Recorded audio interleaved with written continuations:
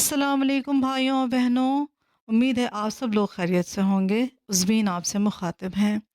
मैं आज आपके लिए जो वीडियो लेके आई हूँ ये बहुत ही अहम और ख़ास है और शायद इस मौजू पे बहुत ही कम वीडियो आपके लिए आई होंगी। आपने इमाम हुसैन के बारे में बहुत जाना होगा, वाक़या करबला के बारे में भी बहुत जाना होगा।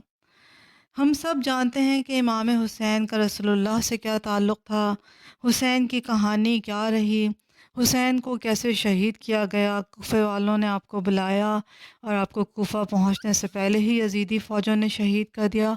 हम सब इससे वाकिफ़ हैं।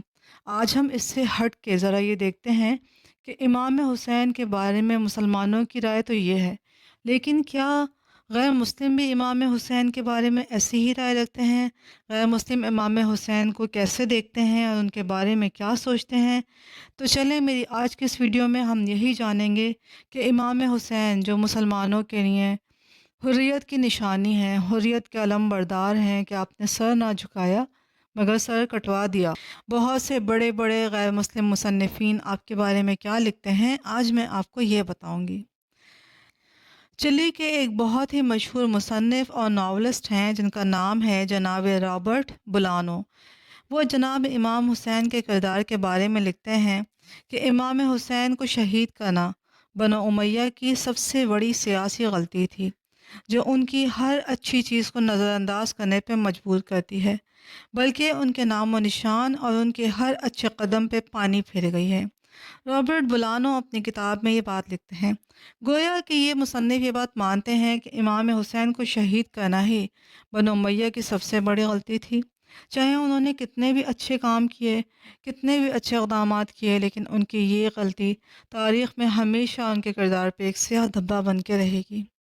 एक और अमरूफ बरतानवी अदीबा फ्रिया स्टॉक जो कई किताबों की मुसन्निफ़ हैं, फ्रिया ने सन 1934 में इराक़ के बारे में एक सफ़रनामा द वैली ऑफ हुसैन लिखा था। फ्रिया ने वहाँ का सफ़र किया और फ्रिया कहती हैं कि इमाम हुसैन ने जहाँ ख़ेमे लगाए और दुश्मनों ने उनका मुहासरा किया, उन पे पानी बंद किया। ये कहानी आज भी इतनी ही दिलगीर है जितनी सन 1275 में थी। मीरा कहती हैं कि आपने करबला की सरजमीन का सफ़र करने से उस वक्त तक कोई नफ़ा हासिल नहीं कर सकते जब तक आपको इस कहानी का पता ना हो। ये उन चंद कहानियों में से एक है जिन्हें मैं कभी भी रोए बगैर नहीं पढ़ सकी।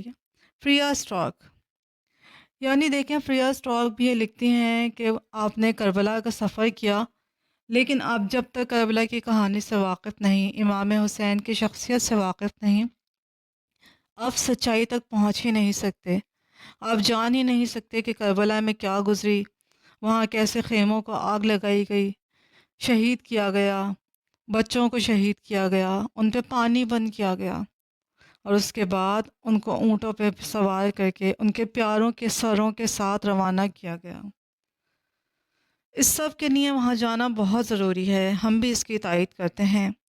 मशहूर अंग्रेज़ी नावलिस्ट चार्ल्स डिकेंस ने कहा था कि अगर इमाम हुसैन की जंग मालो मता और इक़्तिदार के लिए थी तो मैं ये समझने से कासिर हूँ कि आखिर ख़वातीन और बच्चे उनके साथ क्यों गए थे। बिलाशुबा वो किसी एक मकसद के लिए खड़े हुए थे और उनकी कुर्बानी खालिसतन इस्लाम के लिए थी। ये जनाब चार्ल्स डिकन अपनी किताब में लिखते हैं।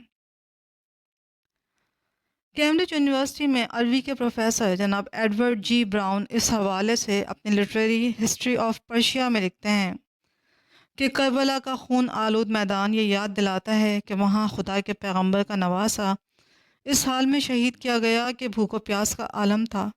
उनके इर्द गिर्द उनके लवाहिकीन की लाशें पड़ी थीं। ये बात गहरे जज्बात और दिलदोज सदमे की बाइस है कि जहाँ दर्द, ख़तरा और मौत तीनों चीज़ें एक साथ रोना हुई। इसी तरह से चेस्टर के अदबी स्कॉलर जनाब रेनॉल्ड निकलसन ने तारीख़ इस्लामी के बारे में लिखा है कि मौलाना रूमी और हजवेरी पर भी मैंने काम किया है। उनके हवाले से वो अपनी किताब लिटरेरी हिस्ट्री ऑफ अरब में लिखते हैं कि जिस तरह इमाम हुसैन के साथी उनके इर्द गिर्द कट कट के गिर रहे थे, बिलाखिर इमाम भी शहीद हो गए। ये बनो उमैया का वो तल्ख किरदार है जिससे मुसलमानों की तारीख़ इमाम हुसैन को शहीद और यजीद को उनका कातिल गर्दानती रही।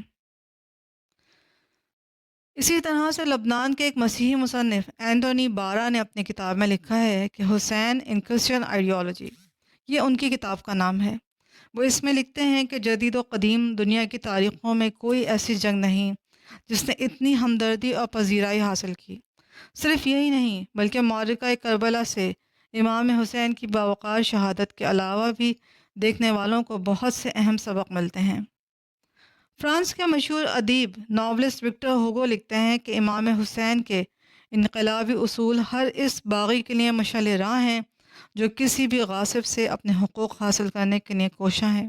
روس کے ایک معروف مفکر اور ادیب ٹالسٹائی نے امام حسین کے بارے میں لکھا ہے کہ جناب امام ان تمام انقلابیوں میں ممتاز ہیں جو حکمران حاکموں سے گڈ گورننس کا تقاضا کرتے ہیں اور اسی راہ میں شہید ہو جاتے ہیں۔ جاپان کے مصنف کویانا نے لکھا ہے کہ امام حسین کا انقلاب ایک پسے ہوئے طبقے کے لیے جدوجہد کا راستہ روشن کرتا ہے، وہ سوچ کو توانائی دیتا ہے، گمراہی سے نکالتا ہے اور حصول انصاف کے سیدھے رستے پہ ڈال دیتا ہے۔ برطانیہ کے اسکاٹش ادیب سر ولیم مور کہتے ہیں کہ سانحہ کربلا نے تاریخ محمد میں خلافت کے خاتمے کے بعد بھی اسلام کو انسانوں کے ذہنوں میں زندہ رکھا۔ واقعہ کربلا نے صرف خلافت کی تقدیر کا فیصلہ کیا بلکہ محمدی ریاست کے اصول و معیار کو بھی متعین کر دیا جو ابتدائی خلافت کے بعد کہیں کھو گئے تھے۔ معروف مغربی تحقیق دان اور تاریخ دان پروفیسر پیٹر جے چیلووسکی لکھتے ہیں کہ امام حسین پر مکہ سے کربلا تک کئی بار چھپ چھپ کے حملے کیے گئے۔ ان کے خاندان اور اصحاب پر بھوک پیاس کا ظلم اور شہادت کے بعد ان کے جسموں کو پامال کیا گیا، لیکن جناب حسین نے صبر سے جاں بحق نوش کیا اور یزید کی بیعت نہ کی۔ تاریخی محقق اور ممبر برطانوی پارلیمنٹ ایڈورڈ گیبن نے دی فال آف رومن امپائر میں واقع کربلا کو انتہائی دلسوز قرار دیا ہے۔ وہ کہتے ہیں امام حسین کی مظلومانہ شہادت اور کربلا کا دل خراش واقعہ ایک سرد دل انسان کی آنکھوں میں بھی آنسو اور دلوں میں ہمدردی پیدا کر دیتے ہیں۔ اسی طرح سے ہنگری کے مصنف گیوجی لکھتے ہیں کہ حسین کا تصور مرکزی طور پر انسان کی فری ول، شخصی آزادی اور اپنی قوم کی خوشحالی کے لیے ظالم حکمران کے ساتھ کھڑے ہونے پر فوکس کرتا ہے۔ امام حسین نے اپنی پوری قوت اور عزم کے ساتھ اس طاقتور ظالم کو فیس کیا۔ اسی طرح سے روسی مفکر اوگیرا کہتے ہیں کہ امام حسین ہر اس طبقے کی مثال ہیں جو طبقاتی جبر کا شکار ہے۔ وہ حکمران جو اپنا تخت مفلوک الحال لوگوں کے سروں پہ تعمیر کرتے ہیں اور پھر ان کے جانشین بھی ایسا ہی کرتے ہیں جب تک کہ ان کا احتساب نہ کیا جائے، وہ دوسروں کا استحصال کرتے ہیں۔ امام حسین ان کے لیے مثال بن کے کھڑے ہیں۔ اسی طرح سے انگریز رائٹر سر تھامس لیل نے اپنی کتاب میں لکھا ہے کہ امام حسین کے عقیدت مند ایسے دیوانے ہیں کہ اگر انہیں صحیح رخ پہ گائیڈ کیا جائے تو وہ دنیا کو ہلا کے رکھ دیں۔ سر تھامس نے سن 1921 سے 1918 میں سرکاری طور پہ عراق میں تعینات تھے، اور یہ بات آپ نے خود وہاں رہ کے نوٹس کی کہ کس طرح شیعہ کربلا کے گرد عزاداری کرتے ہیں اور اپنی جان نچھاور کرنے کو تیار ہوتے ہیں۔ چنانچہ اسی بنیاد پر انہوں نے اپنی یہ بات کہی۔ وولف یونیورسٹی آف کیمبرج کے بانی ڈائریکٹر ڈاکٹر ایڈورڈ کیسلر نے اپنے ایک لیکچر میں کہا کہ موجودہ دنیا کی ملٹی فیس سوسائٹیز میں سب سے بڑا مسئلہ سوشل جسٹس کا ہے، اور سوشل جسٹس حاصل کرنے کے لیے امام حسین سے بہترین رول ماڈل ہم پیش نہیں کر سکتے۔ اسی طرح سٹی سکھ پروگریسو آرگنائزیشن لندن کے بانی ممبر جسویر سنگھ نے کہا کہ قطع نظر اس کے کہ ہم کس کمیونٹی سے تعلق رکھتے ہیں، ہم امام حسین سے بہت کچھ سیکھ سکتے ہیں، خاص طور پہ عزت اور وقار کے ساتھ جینے کا ڈھنگ۔ امام حسین جس عدل کے لیے کھڑے ہوئے اور انہوں نے جس بات کو حق سمجھا اس کے لیے اپنی جان دے دی، یہ ہم صرف امام سے ہی سیکھ سکتے ہیں۔ انٹرفیتھ گروپ کی ایکٹیوسٹ ریسرچر ڈائنا ملرز نے کہا کہ امام حسین نوع انسانی کے لیے ایک رول ماڈل ہیں۔ میرے لیے امام کئی جہتوں سے حضرت مسیح کے متوازی نظر آتے ہیں، یعنی خدا کے حکم پر پورا اترنے کے لیے انہوں نے بھی ہر چیز کو بالائے طاق رکھ دیا۔ امام حسین کی یہ بات مجھے بے حد پسند ہے کہ تم میری جان تو لے سکتے ہو لیکن میرا ایمان نہیں لے سکتے۔ کرسچین استاد ڈاکٹر کرس ہیو نے اپنے ایک لیکچر میں کہا کہ دنیا جانتی ہے کہ یزید ایک برا انسان تھا جو خدا کے احکامات کا سر عام مذاق اڑاتا تھا۔ یہاں میں پیغمبر اسلام کی حدیث بیان کروں گا کہ ایک جابر سلطان کے سامنے کلمہ حق کہنا جہاد ہے، اور یہی بات امام حسین کی بھی پیش نظر تھی۔ اسی لیے حسین کھڑے ہوئے، اپنی جان قربان کی اور دراصل انسانی عظمت کو بحال کیا۔ اسی طرح ڈاکٹر کرس ہیو نے اپنے ایک دوسرے لیکچر میں کہا کہ 32 اور 30 ہزار کا کیا مقابلہ۔ ایک طرف 30 ہزار کی مسلح فوج اپنے اہداف کو حاصل نہ کر سکی، دوسری جانب امام حسین نے محض 72 نہتے ساتھیوں کے ساتھ اپنا مقصد حاصل کر لیا۔ یہی وجہ ہے کہ امام حسین وہ ہیں جو خدا کی طرف سے بولتے رہے۔ خدا انسانوں کو سمجھانا چاہتا تھا کہ حق بات پہ کیسے کھڑے ہوں، اور ایک مسیحی ہونے کی حیثیت سے میں یہ سمجھتا ہوں کہ انسان کو خدا کی رضا پر ایسے ہی پورا اترنا چاہیے جیسے کہ امام حسین نے خدا کی نیابت کا حق ادا کیا۔